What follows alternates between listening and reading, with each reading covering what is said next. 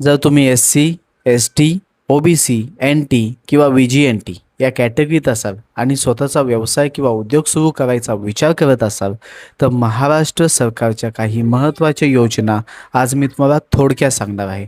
आजपासून आपण व्यवसायाची माहिती देणारी एक सिरीज सुरू करत आहोत, ज्यात आपण आज सरकारी उद्योग कर्ज योजनांची माहिती पाहणार आहोत.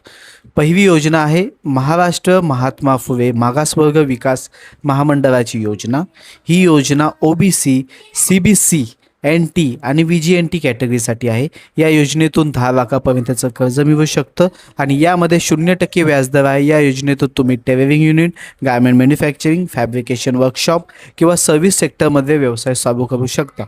दुसरी योजना आहे डॉक्टर बाबासाहेब आंबेडकर उद्योजकता विकास योजना. ही योजना SC आणि ST कॅटेगरीसाठी आहे. यामध्ये 15 लाखापर्यंतचं कर्ज मिळू शकतं आणि त्यामध्ये 50% पर्यंत अनुदान असतं. ही योजना manufacturing unit, food processing, packaging unit किंवा छोट्या मोठ्या उद्योगासाठी ही योजना उपयोगी ठरू शकते. तिसरी योजना आहे आदिवासी विकास महामंडळाची ही योजना. ही ST कॅटेगरीसाठी आहे. यामध्ये शेतीपूरक व्यवसाय, दुग्ध व्यवसाय, ग्रामस्तरीय उद्योग आणि स्थानिक रोजगारावर आधारित प्रोडक्ट्स तुम्ही या व्यवसायामध्ये करू शकता.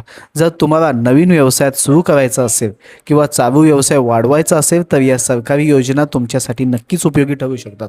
या योजनाचे अधिकृत लिंक आणि PDFची माहिती जर तुम्हाला हवी असेल तर मला DM करा.